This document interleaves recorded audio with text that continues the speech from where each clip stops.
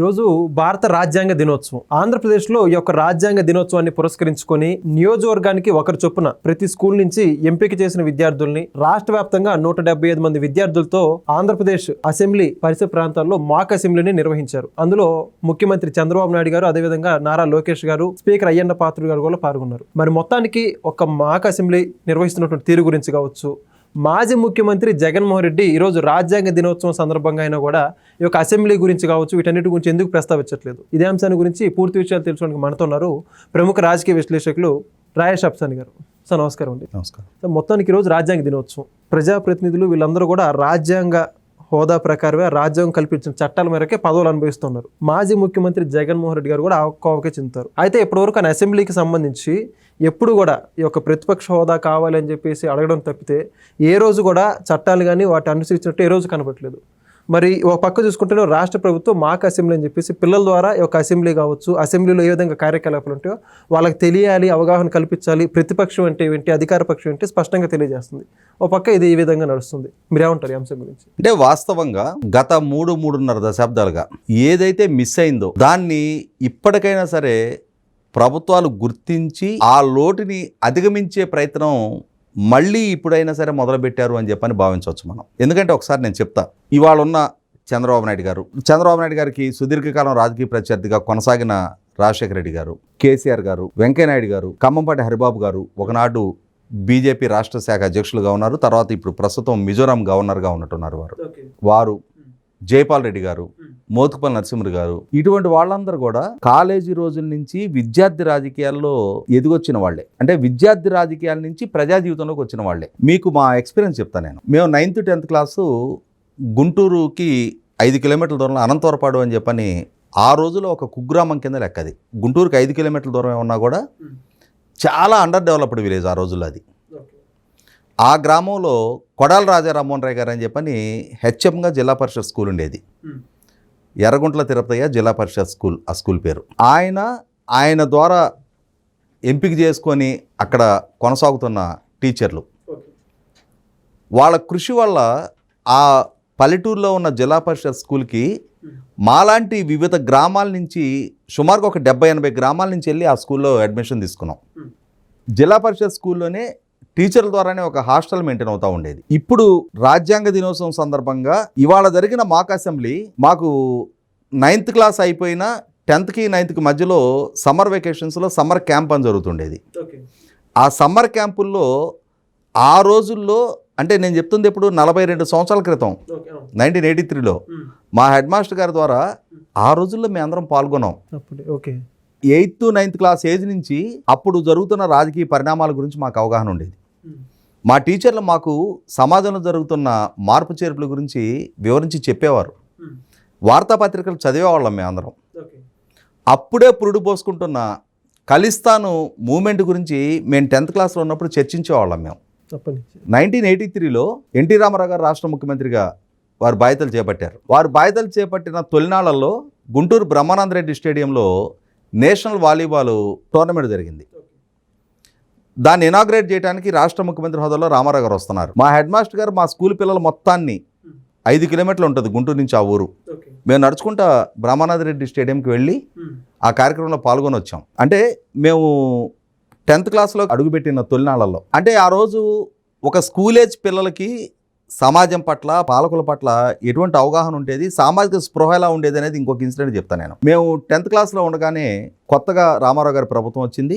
గోదావరి జిల్లాలో విపరీతమైన వరదలు వచ్చినాయి. వరదలు వస్తే మా హెడ్ మాస్టర్ గారు మన రాష్ట్రంలో ఒక ప్రాంతం ఇంత కష్టాల్లో కడగండలో ఉన్నప్పుడు, అక్కడ రైతాంగం ఇంతగా నష్టపోయి ఉన్నప్పుడు మనం పండగలు వేడుకలు చేసుకోవటం శ్రేయస్కరం కాదు. దీపావళి క్రాకర్స్ కోసం మీ ఇళ్లలో ఎంత ఖర్చు పెట్టాలనుకుంటున్నారో మీరు మీ పెద్దవాళ్ళతో చెప్పి ఆ డబ్బులు తీసుకొచ్చి ఇవ్వండి. మా స్కూల్ హెడ్ మాస్టర్ గారు, టీచర్లు కూడా కొంత కంట్రిబ్యూట్ చేశారు. పిల్లలందరం మేమందరం కంట్రిబ్యూట్ చేస్తే ఇవాళ 10,000 అంటే పెద్ద అమౌంట్ కాకపోవచ్చు, కానీ 1983లో చాలా పెద్ద అమౌంట్ అది.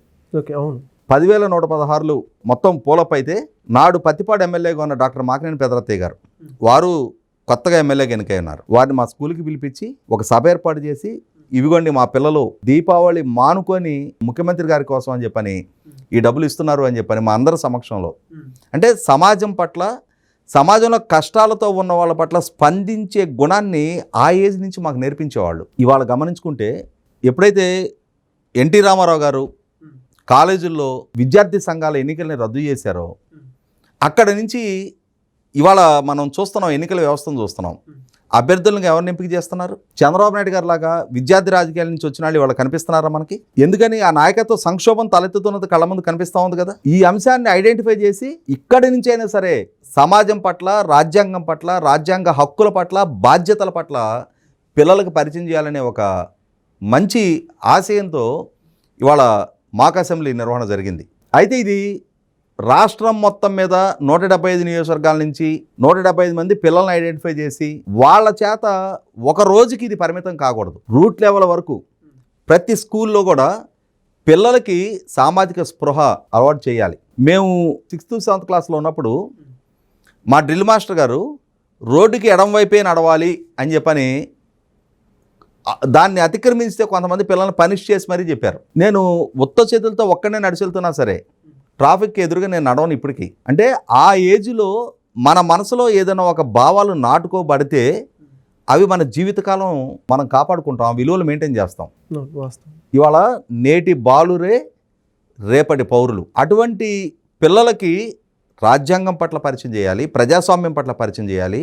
రాజకీయాలంటే పిల్లలకి పనికిరానిది, అవసరం లేదన్న అభిప్రాయాన్ని మార్చాల్సిన బాధ్యత ఉంది. సరైన రాజకీయాలు లేకపోతే, సరైన పాలకులు లేకుంటే కోట్లాది మంది ప్రజల భవిష్యత్తు పణంగా పెట్టబడుతుంది. కాబట్టి సమర్థులైన, సేవానిరత కలిగిన, బాధ్యత కలిగిన నాయకత్వం తయారు కావాలి అని అంటే సమస్యల్ని అవగాహన చేసుకొని మూలాల్లో నుంచి ఎదిగొచ్చిన వ్యక్తులు నాయకులుగా ఎమర్జ్ అవ్వాలి. ఇవాళ 9 సార్లు 10 సార్లు చట్టసభలకు ప్రాతినిధ్యం ఇస్తున్న ఏ నాయకుడు కూడా టేక్ ఇట్ గ్రాంటెడ్గా ఆ స్థితికి రాలా.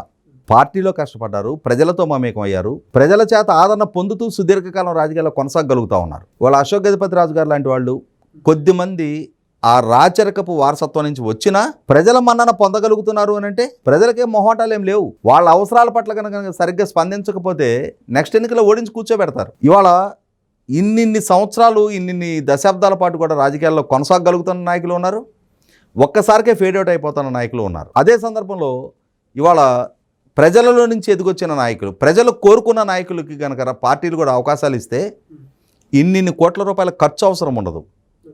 మేం కోట్లు ఖర్చు పెట్టి గెలిచాం కాబట్టి మేము సంపాదించుకోవటం మీద మా ధ్యాస కేంద్రీకరిస్తామని చెప్పనే నాయకత్వం కూడా ఉండదు. 1983లో ఎన్టీ రామారావు గారు పార్టీ పెట్టినాడు. అది నేను ఇందాక చెప్పిన మా గుంటూరు జిల్లాలోనే. చేబ్రోలు హనమయ్య గారు కాంగ్రెస్ పార్టీలో మాజీ మంత్రి. పొగాకు కంపెనీలు చేబ్రోలు హనమయ్య టొబాకోస్ అని చెప్పని పెద్ద కోటీశ్వర్లు ఆ రోజుల్లో. ఆయన మీద ఒక సాధారణ గృహిణి నన్నపనేని రాజకుమార్ గారు, రామారావు గారు ఆమెకు టికెట్ ఇచ్చి పోటీకి పెడితే ఈమె నెగ్గింది హనమయ్య గారి మీద. అందరూ ఆశ్చర్యపోయారు. మా స్కూల్ మాస్టర్ గారు చెప్పేవాడు, మా క్లాస్ రూమ్ చూపించి హనమయ్య గారి కుటుంబానికి ఉన్న డబ్బు కట్టలు కనుక పేరిస్తే మన క్లాస్ రూమ్ సరిపోదు, అంత డబ్బు ఉంది వాళ్ళకి, అటువంటి ఆయన్ని ఒక సాధారణ గృహిణి ఓడించింది అని చెప్పని. అవి ఆ వయసులో మా మనసుల్లో నాటుకున్నాయి కదా. ఆ రోజు మేము నేర్చుకున్న విలువలు, ఆ రోజు మేము చూస్తూ పెరిగిన పరిస్థితుల పరిణామాలు ఈ రోజుకి మా మనసుల్లో జ్ఞాపకాలుగా నిలబడినాయి కదా. చిరస్థాయిగా మేము వాటిని జ్ఞాపకం ఉంచుకోగలుగుతున్నాం కదా. అంటే ఇవాళ చిన్నపిల్లలు క్లీన్ స్లేట్ లాంటి వాళ్ళు, వాళ్ళ ఆ స్లేట్ మీద మనం ఏది రాస్తే అదే కనిపిస్తుంది. వాళ్ళకి ఏది చెబితే వాళ్ళు దాన్నే ఫాలో అవుతారు. మంచి చెప్పాలి, ప్రజాస్వామ్యం గురించి చెప్పాలి, పాలన గురించి చెప్పాలి, పాలనని పరిచయం చేయాలి వాళ్ళకి. మొట్టమొదట ఇప్పుడు పిల్లలకి రాజకీయాల పట్ల వ్యామోహం పెంచాలి. పెంచితే సమర్థులైన, సుదీర్ఘకాలం రాజకీయాల్లో మనగలిగే, సేవానిరత కలిగిన, నిజాయితీ కలిగిన, అంకితభావం కలిగిన, పోరాట స్ఫూర్తి ప్రదర్శించగలిగిన, ప్రశ్నించే తత్వం కలిగిన అసలు సిసల నాయకులు సమాజం నుంచి ఉద్భవిస్తారు. అంతే తప్ప ఎల్లకాలం వారసత్వపు రాజకీయాలు, లేదంటే ఆ టైంకి వచ్చే ఒక పెద్ద కాంట్రాక్టరో, ఒక పెద్ద పారిశ్రామికవేత్తో, ఒక పెద్ద సెలబ్రిటీయో, ఓ సినిమా నటుడినో ఆ ఎన్నిక తీసుకొచ్చి అతని ద్వారా ఒక 20 కోట్లు 30 కోట్లు ఖర్చు పెట్టించి ఓటుకింతని డబ్బులు పంచిచ్చి ఈ వ్యాపారపు రాజకీయాల దిశ మారాలి అని అంటే ఇవాళ ప్రారంభించిన ఈ చర్య మరింత విస్తృతంగా, మరింత మూలాల్లోకి తీసుకెళ్ళి చిన్నపిల్లల నుంచి, స్కూల్ ఏజ్ నుంచి, స్కూల్లో నుంచి ఇవాళ ఏదో నియోజకవర్గానికి ఒకరిని ఐడెంటిఫై చేసి రాష్ట్ర స్థాయిలో నిర్వహణ చేసిన విధంగానే ప్రతి స్కూల్లో కూడా ఈ కార్యక్రమాలు అమలు జరగాలి. అలాగే హింసకు ఆస్కారం లేకుండా, కరప్షన్కి ఆస్కారం లేకుండా విద్యార్థి సంఘాల ఎన్నికలు కూడా మళ్ళీ తిరిగి ప్రారంభించాల్సిన అవసరం ఉంది. ఓకే సార్, మొత్తానికి మీ యొక్క గతపు అనుభవాల ద్వారా ప్రస్తుత విద్యార్థి సమాజంలో రాజకీయాల్లోకి ఏ విధంగా రావాలో చాలా చక్కగా explain sir. Thank you sir. Please subscribe to Leo News for more videos.